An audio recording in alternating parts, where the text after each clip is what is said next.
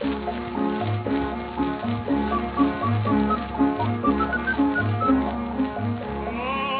dia, boa tarde e boa noite. Este aviso prévio tem a finalidade de informar o ouvinte de que as histórias, opiniões e qualquer tipo de comentário presente neste share de áudio contém demasiado sal adicionado pelo autor que devia levar com pimenta na língua. Portanto, não acreditem em tudo o que ouvem, só naquilo que veem. Por isso é que este podcast nunca terá a vertente visual.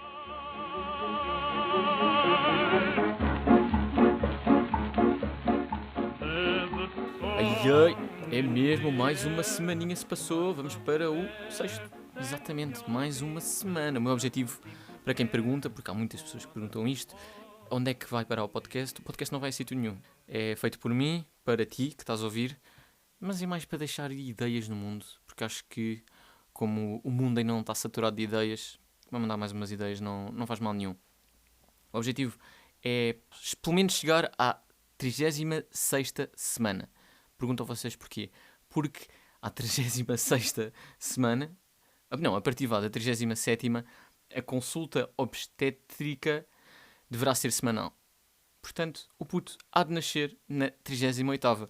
E é isso que eu quero. Eu quero deixar de contar estes podcasts por semanas e sim como um puto, como a idade com que uma pessoa trabalha, por assim dizer. Portanto, no episódio 38, há uma festa. Há aqui um encontro entre eu e tu, que estás a ouvir isto, nem que seja uma pessoa, mas já veio-se uma festinha, portanto eu digo-te já, não sei em que semana é que se calha, hei de fazer as contas, mas podem já guardar no vosso calendário. Portanto, este é o 6º episódio, daqui a 32 episódios há algo de especial, nem que seja só para celebrar o nascimento de um puto qualquer, ou a revelação. Não, a revelação do sexo do bebê é entre 20 e 22.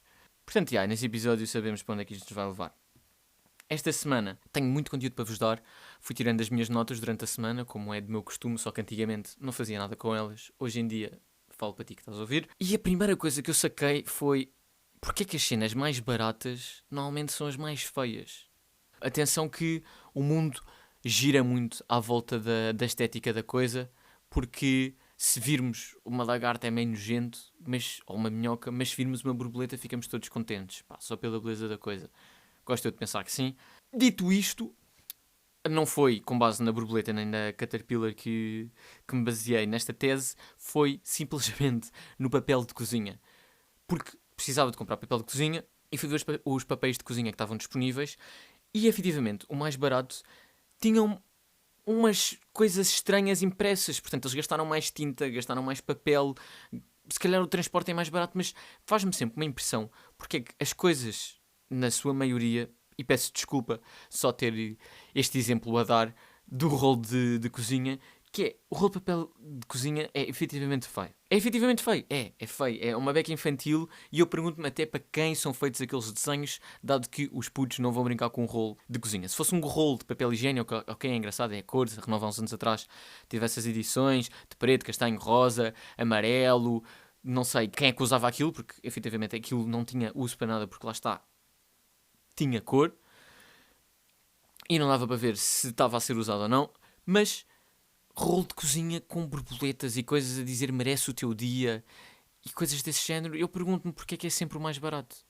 Porque se ao lado tens um com menos qualidade e é branco e não tem nada, só por ser marca é caro, isso são coisas que me ultrapassam a mim e pronto, deixo essa pergunta no ar. Porque é que as coisas mais caras normalmente são as mais feias?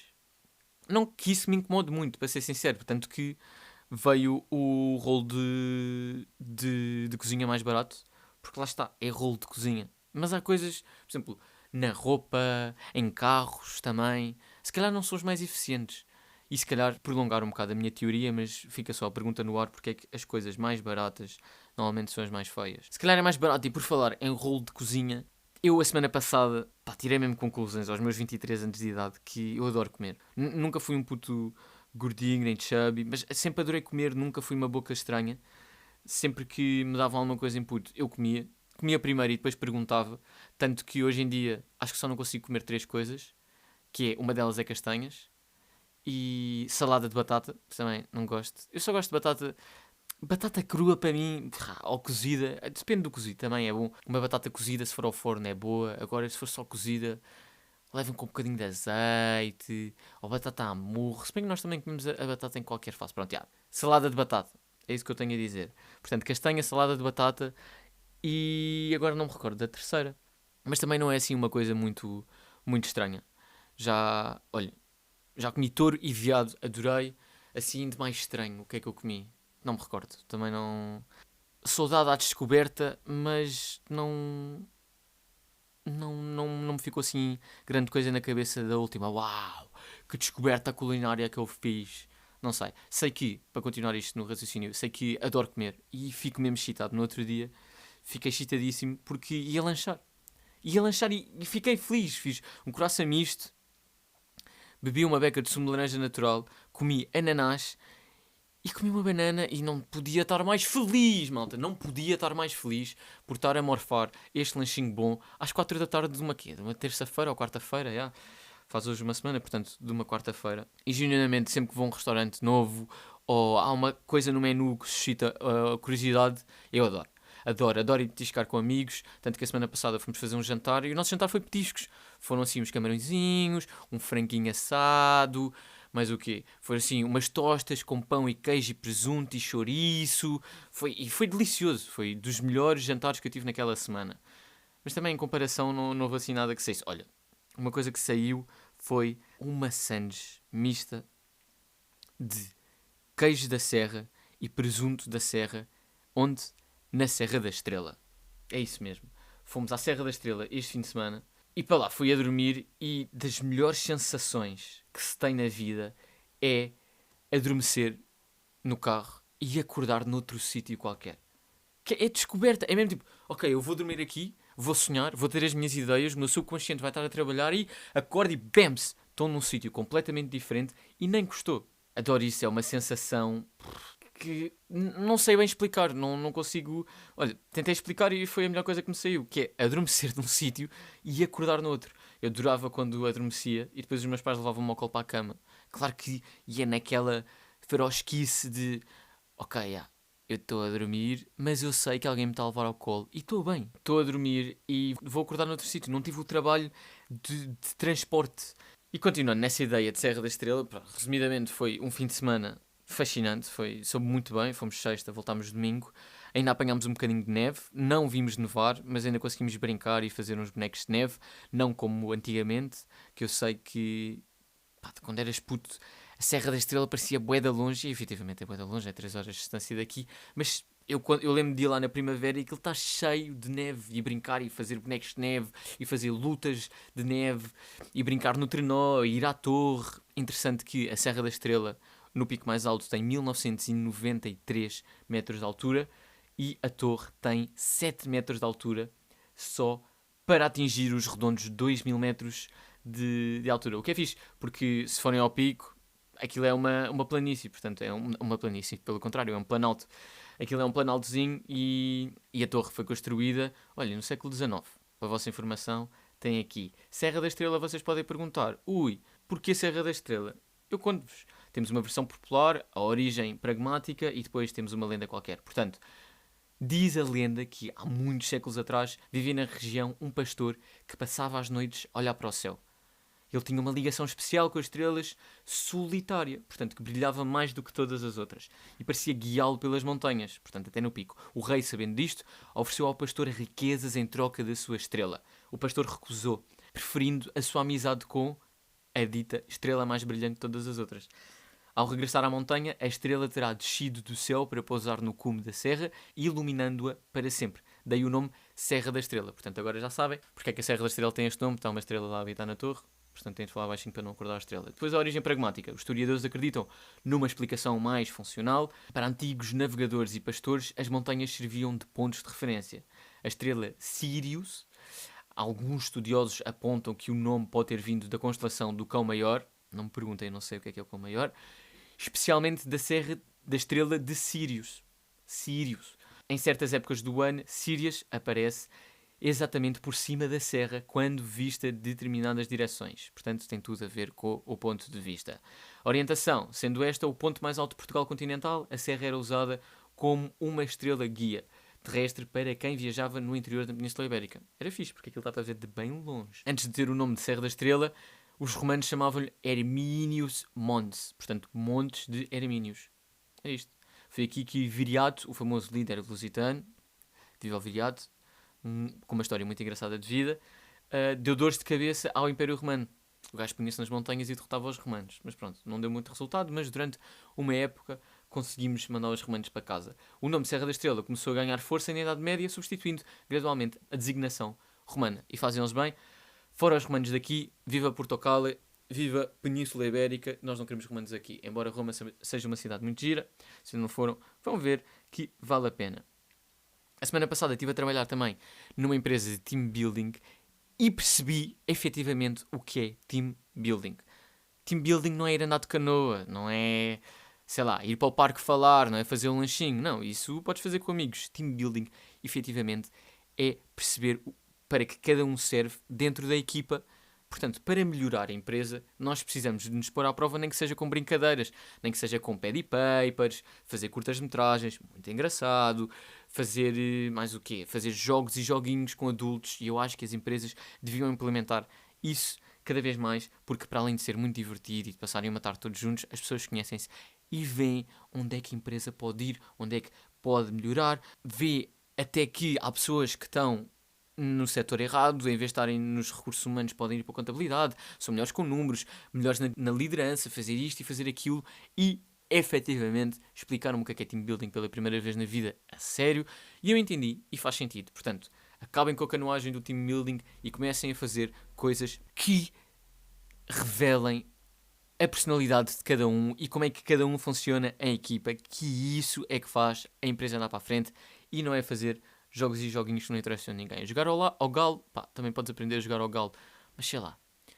se fores fazer um pad e paper para o meio da Serra de Sintra, ou se fores fazer um retiro espiritual com a empresa, pois, mas isto também depende do tamanho da empresa, né? Imaginem só uma empresa, pá, com 200 pessoas fazer um retiro espiritual, se que ganhava mais em fazer isso do que fazer um torneio de ténis, ou um torneio de pádel, ou jogar ténis até, também pode ser. Agora, uma tarde no golfe, pergunto-me o que é que uma tarde no golfe tem de team building, para além de ser divertido, porque o team building também é divertido, mas temos que pôr à prova as pessoas que fazem parte da empresa, temos que conectar pessoas de ramos diferentes para se conhecerem, para verem o que é que cada um pode fazer, os limites de cada entidade, até os limites de cada pessoa, até a própria direção, porque se a direção não conhecer as pessoas com quem trabalha, não vai chegar a lado nenhum, ou então tem um curto prazo de validade. E voltando um bocado atrás, na questão da Serra da Estrela, quando uma pessoa vai crescendo, as pessoas vão dizer nunca voltes ao sítio onde és feliz, porque tu nunca vais voltar a ser feliz como eras naquele sítio. Pois é, enganam-se. Enganam-se porque eu adorei. Adorei, literalmente, foi um fim de semana bué da bem passado. Voltámos ao hotel onde íamos quando éramos putos. Pá, estava igual. Estava completamente igual e foi excelente. Eu lembro-me de ser puto e adorar aquilo. E agora, sendo mais velho, adoro aquilo ainda mais, porque é bem mais divertido, consigo saborear melhor as coisas, principalmente os enchidos daquela zona. E voltámos também a um sítio muito giro, que é o Museu do Pão. Eu lembro-me quando era puto, aquilo tens o Museu do Pão, né, para putos, como é óbvio, e depois no final faz o circuito do pão, como o pão é feito, a história da Serra da Estrela, peca-peca, os animais, a fauna, a flora, não a fauna e a flora intestinal daquela zona, mas a fauna e a flora covilhã e dessa parte toda, e de ceia também, o que é giro. E depois no final faz o teu próprio pão. Fica isto com muita pimenta, como é óbvio. Lembro-me de ir jantar no restaurante do museu e depois no final nós comemos o pão que fizemos durante a visita. Portanto, eles dão uma bolachinha, nós punhamos o nosso nome, se bem me recordo, e depois no final comíamos a bolachinha, tanto que o menu deles é feito com essa massa do pão. Portanto, é massa crua e depois pões um chocolatinho ou uma coisa por cima e escreves. E é giro, adorei, experiência 5 estrelas, vale bem a pena. É um sítio bué bacana para ir com família, também é fixe. Os putos não pagam até aos 12 anos, portanto se tiverem putos novos, aproveitem até aos 12, porque depois a partir daí começam a pagar e não é pouco, mas vale a pena ir. Se não foram à Serra da Estrela este ano, ouçam, não vale a pena irem também, porque a neve está escassa, está muito escassa, eles mesmo com a neve falsa, porque houve um grande investimento na parte da logística da Serra da Estrela e das atividades que ficam muito aquém, porque eles têm lá o teleférico para subir, depois têm umas rampinhas, têm uns uns jatos de neve, pá, mas que eles não usam aquilo, porque ou tem bué da neve ou não tem neve nenhuma. É uma serra um bocado bipolar nessa questão. E por falar em bipolaridade, fui ler uma notícia que os Enhanced Games, portanto os novos Jogos Olímpicos, que permitem as pessoas dar na jarda, portanto todos os atletas que jardaram até à data podem se inscrever, teve uma avaliação de 1,2 bilhões de dólares. Ainda não fizeram evento nenhum, mas os investidores estão loucos, porque eu acho que devia existir, é uma cena que já devia existir há imenso tempo, que é a malta jarda, mas atenção, eles põem aqui um asterisco, que é malta só a malta saudável é que pode competir. Portanto, os jardados com problemas de saúde não podem. O que, aí eu já não sei se concordo, que é tipo, imagina, se vale a pena, se vocês aceitam malta jardada, deixem os jardados todos ir e competir. O que é bacana, que é, nós já temos os Jogos Olímpicos limpos. O que é incrível de ver, é a melhor coisa que, pelo menos, eu consigo ver na televisão, à exceção do programa How It's Made, porque o programa How It's Made tu podes ir buscar qualquer programa e ir ver. Os Jogos Olímpicos tens de 4 a 4 anos, pá, e tens de esperar uma eternidade para ver a bandeira de Portugal a subir em qualquer pódio, mas tirando isso, é dos melhores entretenimentos que tu tens na televisão. E é um momento televisivo que, pelo menos, eu faço questão de não perder. Adoro ver qualquer desporto, ligar a televisão às 2 da manhã e ver qualquer desporto. Eu acho que não há desporto nenhum que eu não veja. Os Paralímpicos também são bacanos, mas não têm tanta cobertura televisiva e podiam ter e não têm, e eu acho que brilhavam. Os próximos Jogos Olímpicos vão ser em 2028 em LA e há bué de desportos. Não consigo fazer um top 10 de desportos, mas digo-vos aqui desportos com nomes engraçados. Wushu, e não me perguntem o que é. Flag football é jogo olímpico também. Olha os americanos a americanizarem isto tudo. Olha. Luta de praia, curling, cricket, isto é normal. Cross country, mais o quê? Aí é bem, ciclismo, temos bué de ciclismo. Passa a citar os esportes com C. Canoagem de velocidade, canoagem slalom, acho que é isso. Ciclismo BMX freestyle, ciclismo BMX racing, ciclismo de estrada, ciclismo de pista, ciclismo mountain bike, combinado nórdico, cricket e curling. Depois com S também temos salto de esqui, saltos ornamentais, skate, skeleton. Skeleton é os gajos a descer de barriga para baixo. Ok, em skates e cenas. Acho que é isso, yeah. Snowboard, squash e surf. Surf bacana. Ok, squash, jogo olímpico é crazy. Com B também é interessante. Temos badminton, basquete 3x3, beisebol de 5, beisebol, softball, biatlo, bobsled, boxe e breaking. Não sabia disto, maltinha. Com P. Patinação artística, patinação de velocidade em pista curta, patinação de velocidade inline e pentatlatlo moderno, polo aquático. 5 estrelas. Estes são só alguns dos jogos que vocês vão poder ver de 14 de junho a 30 de julho de 2028 em LA. Portanto, preparem-se, daqui a 2 anos, aproximadamente, temos Jogos Olímpicos e eu curtia de fazer a cobertura de um destes malucos. Se a vida tiver a correr bem, proponho-me a fazer uma coisinha destas, adorava, nem que fosse para fazer a cobertura, sei lá que desporto, tipo, nada artístico, também deve ser fixe. Maratona aquática. Maratona aquática deve ser fixe, estes gajos devem andar aqui. Os atletas percorrem um percurso de 10 km em águas abertas, com mar, rio e lagos. Deixem que vos diga que águas abertas é o melhor desporto da natação, fora as tafetas. Porque, primeiro, vais mais depressa, porque não sabes o que é que está no fundo. Portanto, é chispa. É fechar os olhos e nadar. Digo isto porque já participei em 2 provas de águas abertas e deixa que vos diga que foram das melhores provas que eu fiz na vida. Adorei, é bem divertido. Mentira, não fiz 2, fiz 3. Fiz uma de 1,9 km em Cascais e fiz uma que não é bem uma competição, mas é um dia de homenagem ao Bessão de Bastos. Nada-se ali 1 km de Passo de Arcos até à Marina de Oeiras e é bué de engraçado, é bué de giro. No dia em que fizemos a primeira competição, portanto tinha eu 15 anos, aquilo é água abaixo dos 18 graus, abaixo dos 18 graus, tu és obrigado a usar fato de natação. Se estiver acima, não és obrigado. Portanto, se tiver 19, 20 graus, é o que costuma estar, 22, acho que é o máximo que temos aqui nas águas da linha. Não és obrigado a usar fato, portanto podes ir só de fato de banho. Naquele dia a água estava a 15/16 graus e estava um briol. O mínimo que vocês podem usar são 2.3 milímetros, havendo malta a usar 3.2 milímetros, que já é uma coisa mais grossa. Portanto, um fato normal de surf. Mas isto para dizer que ainda bem que inventaram os jogos de jardados. Porque é isso, já havia os jogos normais, deixem os jardados competir, que isso é que é fixe. Os recordes nestes Jogos Olímpicos vão ser imbatíveis.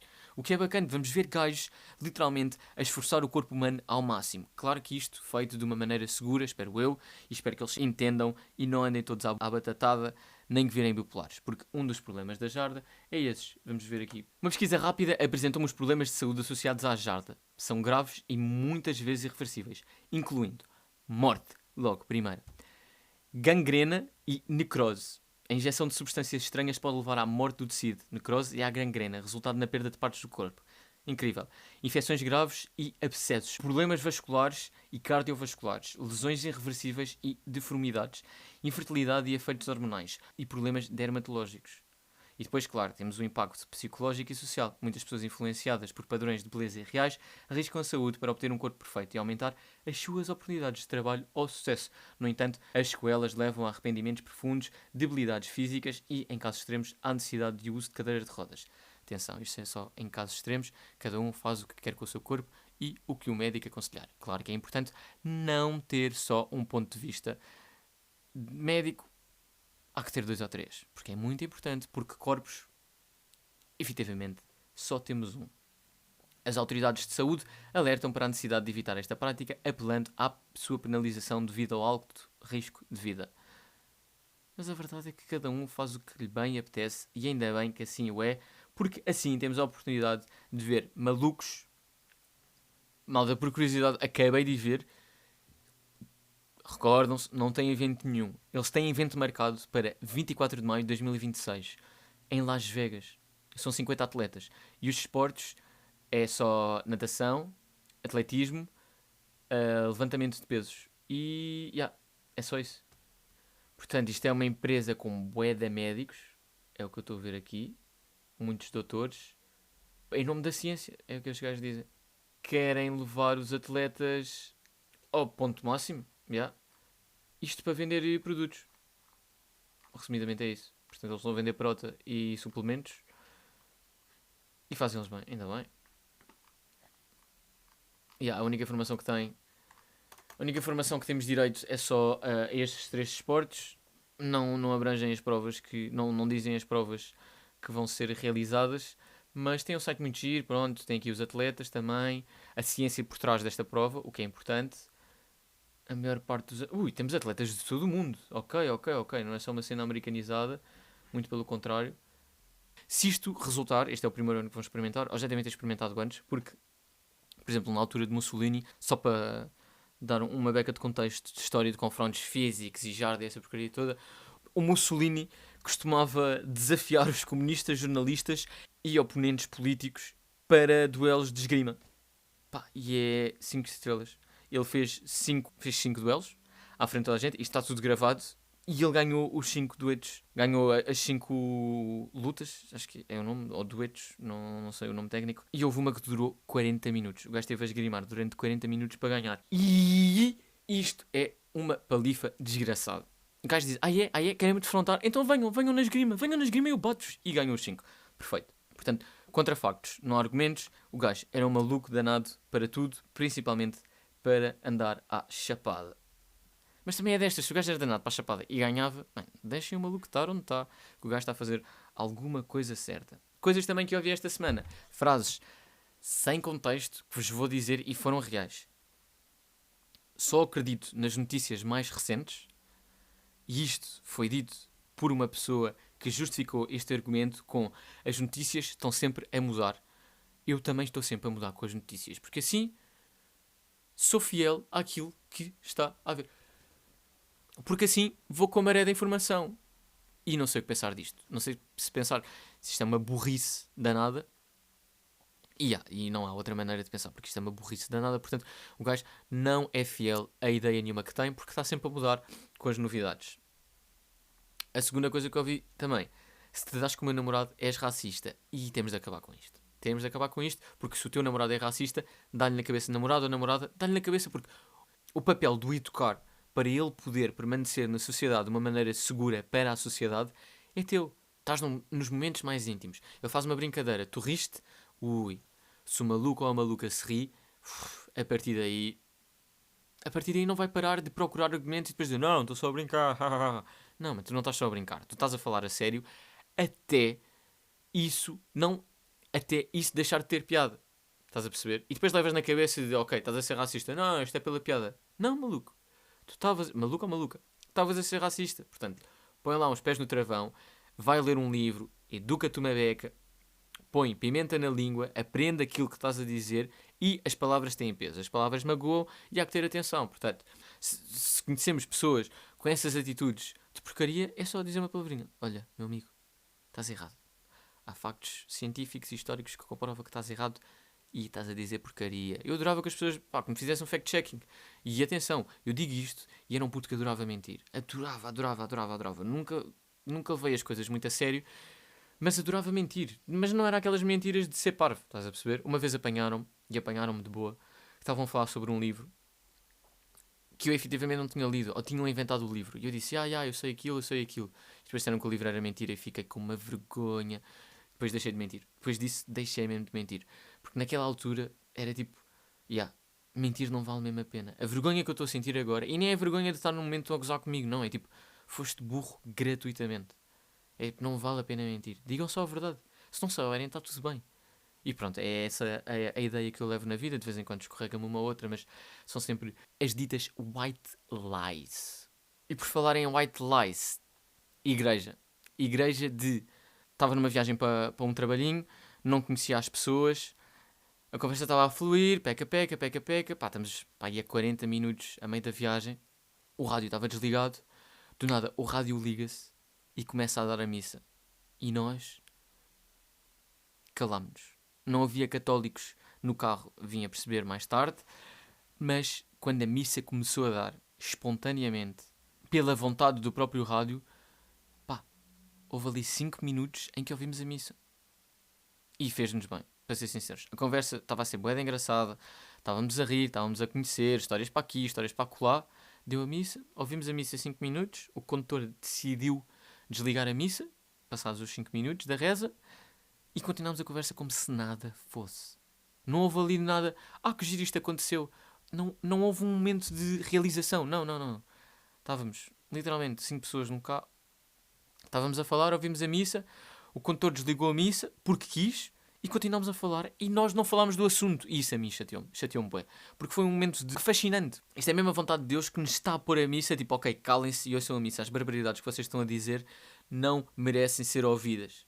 Isto merece ser ouvido. Tomem a missa. E nós, pela vontade de Deus ouvimos. Foi exatamente isso. Já não havia uma missa à bué. Tanto que já não ponho os pés numa igreja há demasiado tempo. Se calhar é por isso que se calhar foi uma mensagem divina. Foi mesmo uma mensagem divina. Acho que no próximo domingo vou à missa só ver se está tudo bem. Não vou rezar nem nada, vou só à igreja, porque já não entro numa igreja faz tempo. Na continuação do carro, não da conversa, carrinha mistério, Scooby-Doo, vi o filme do Scooby-Doo, adorei, já não vi há anos. Eu por acaso não me recordo de ver em puto, estou a falar da parte do live action, e é excelente. É excelente porque é bué da real, para além do facto de ser real, porque aquilo é muita animação, é fiel aos desenhos animados. Os movimentos dos atores, as falas, os tons, os monstros, o clichê, é tudo igual. Mesmo os monstros estão bué bem feitos. E acho que são 3. São 3 filmes do Scooby-Doo, se eu não estou em erro. Eu vi um que nunca tinha visto quando era puto, estava a dar zapping e fiquei agarrado àquilo, porque é 1h30 divertida, em que uma pessoa se ri e vê mesmo que aquilo está bem feito. O filme saiu em 2004 e é o segundo, estou aqui a ver.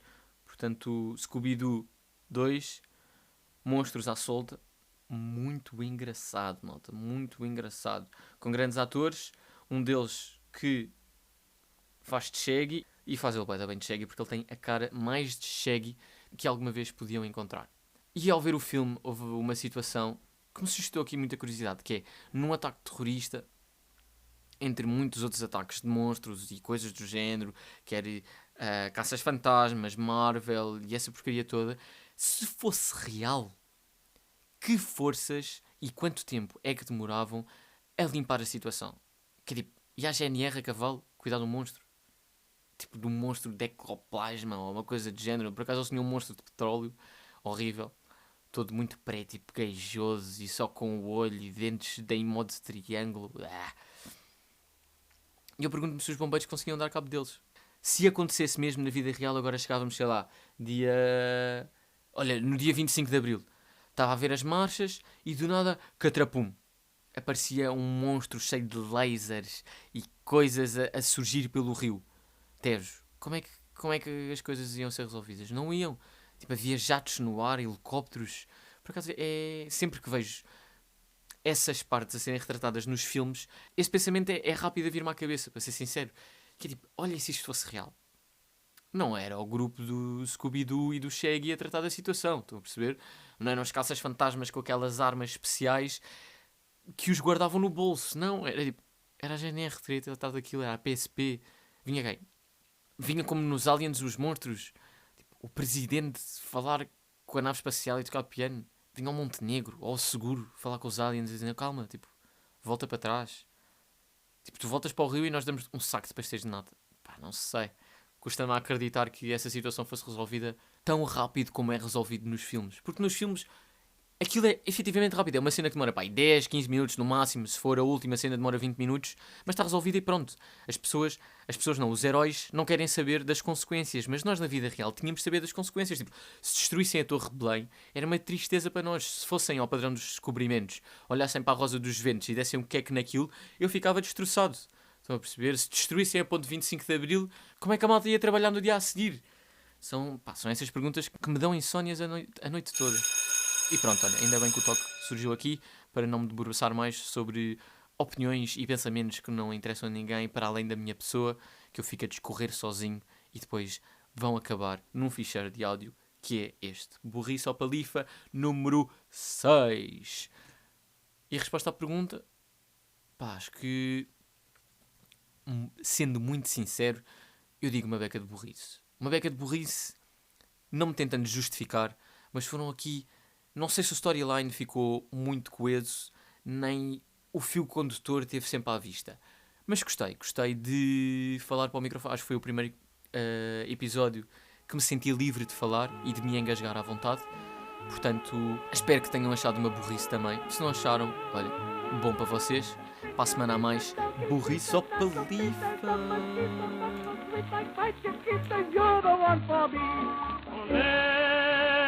Hey!